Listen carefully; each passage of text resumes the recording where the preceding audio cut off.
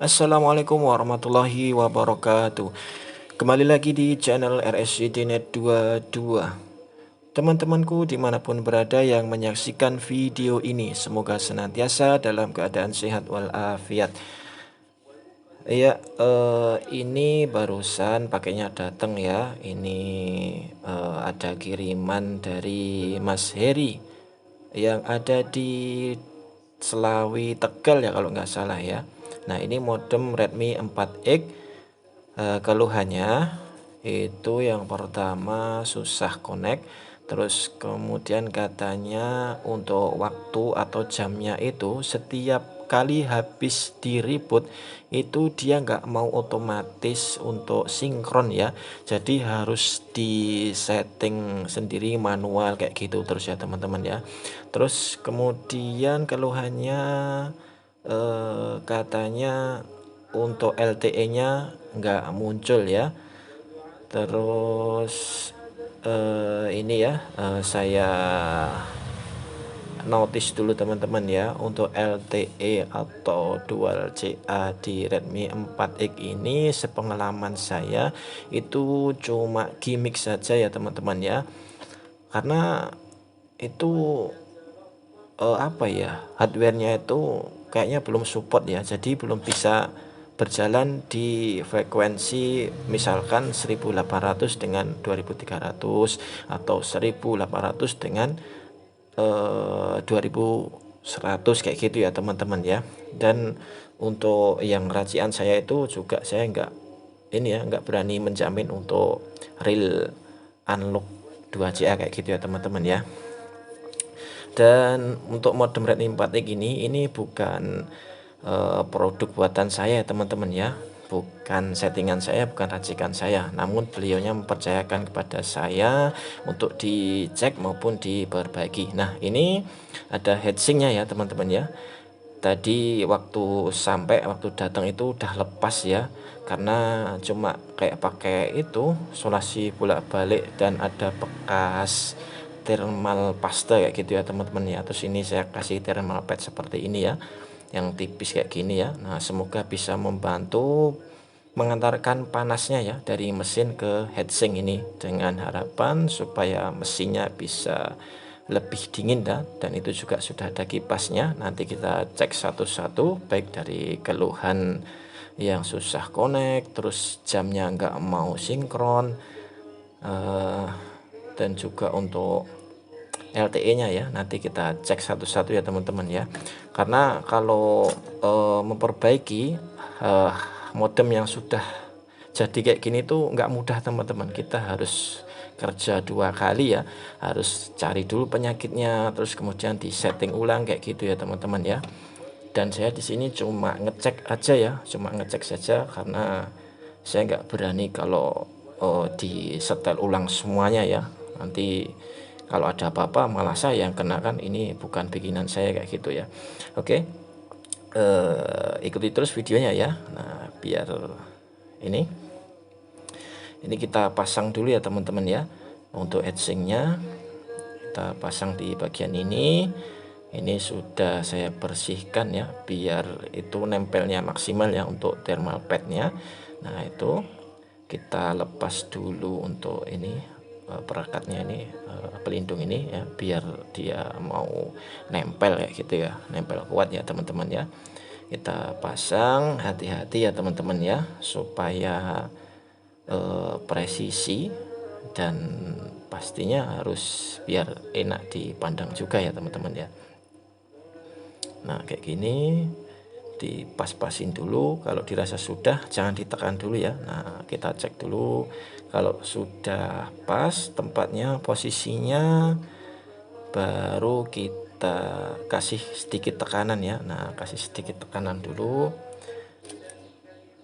Nah, ini ya, kita kasih tekanan dulu sambil kita pasin. Kalau sudah, ditekan aja. Nah, ditekan kayak gini. Oke, kayaknya sudah pas ya teman-teman ya ini ya. Ini kita tekan aja. Nah, kita tekan tapi jangan terlalu kuat ya, nanti takutnya malah ini apa namanya, ntar case-nya malah retak atau pecah atau rusak ya. Nih, saya yang tanggung jawab nanti. Oke, pelan-pelan saja ya, kita seininya saja sih, secukupnya. Kalau dirasa udah pas nempel ya udah kayak gitu ya, kayaknya sudah cukup, ini sudah nempel. Kita pasang di sini ya. Kita kembalikan case-nya, kita pasang ya. Nah ini kita pasang ya, agak ini ya teman-teman ya, kalau bukan pegangan kita yang biasanya itu agak susah juga ya. Nah ini videonya saya percepat supaya nggak menghabiskan waktu ya. Nah ini susah teman-teman karena nggak ada kunciannya untuk bautnya ini.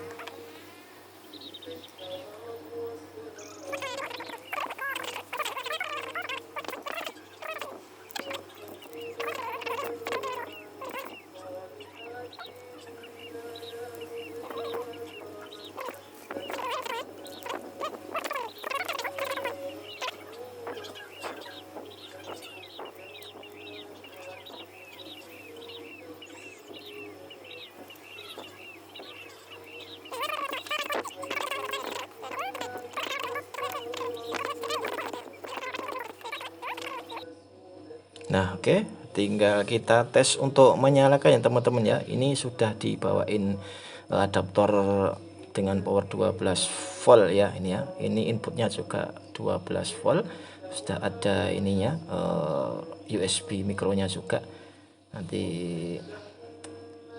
Nah ini ya, sudah saya colokin ya teman-teman ya untuk adaptornya. Ini modemnya posisinya sudah dalam kondisi nyala ya, ini ya. Kita cek untuk modemnya ya. Ini tadi juga ini perbaikin, ini thermal pad sudah. Terus kemudian ini yang di kabel antenanya saya kasih lem bakar itu teman-teman ya, biar kalau kegeser-geser itu dia nggak gampang lepas kayak gitu ya, biar nggak gampang copot. Oke, kita coba cek aja dulu ya teman-teman ya, kita cek satu-satu ya. Nah, dan mungkin videonya nggak saya kasih full ya teman-teman ya, ini hanya ngecek aja ya. Nah ini Starlink nama wifi nya, ini IP nya ya.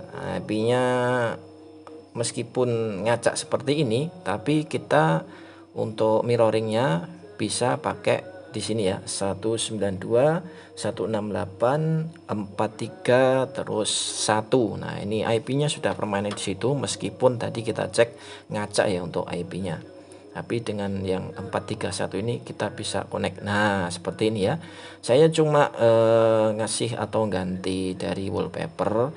Terus untuk ini ya, nah ini keluar nge-crash kayak gini ya teman-teman, saya nggak tahu itu apanya, baru sepengalaman saya baru ketemu yang kayak gini ya, baru sekali ini ketemu kayak gitu, ada nge-crash kayak gitu ya, entah itu FW nya atau ada modul yang kurang sempurna kayak gitu ya. Nah tadi saya ribut teman-teman karena untuk hotspotnya itu nggak keluar ya, terus saya cabut kemudian saya colokkan lagi ini.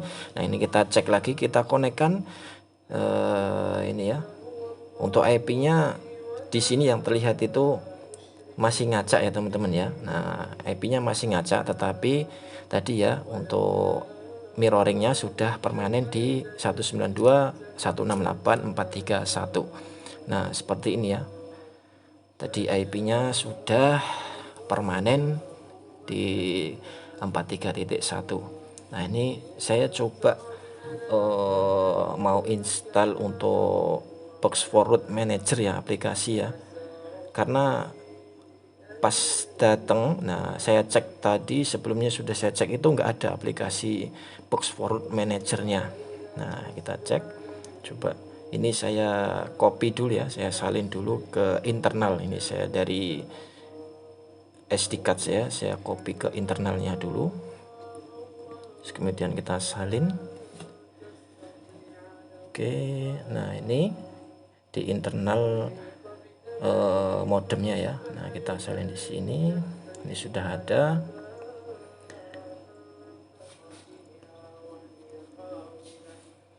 Kita coba install. Nah mental ya teman-teman ya, jadi aplikasinya mental ketika saya mau install ya, padahal ini saya nggak ngapa-ngapain. Nah itu bisa jadi karena entah FW-nya kurang sempurna, atau ada FW-nya yang crash, atau mungkin ada modul magis yang bikin nge-crash ini ya teman-teman ya.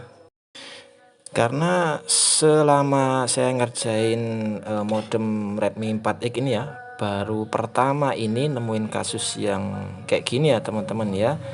Tadi saya juga sempat mau install Termux, itu mental juga. Jadi dia nggak mau diinstal APK apapun ya, selalu mental kayak begitu. Ini lebih baik kita kembalikan ke yang punya ya, nanti biar ownernya itu dikomunikasikan dengan sellernya, itu akan lebih baik ya teman-teman ya, kayak gitu ya. Terima kasih sudah menyaksikan video ini, semoga rezekinya teman-teman tambah lancar. Wassalamualaikum warahmatullahi wabarakatuh.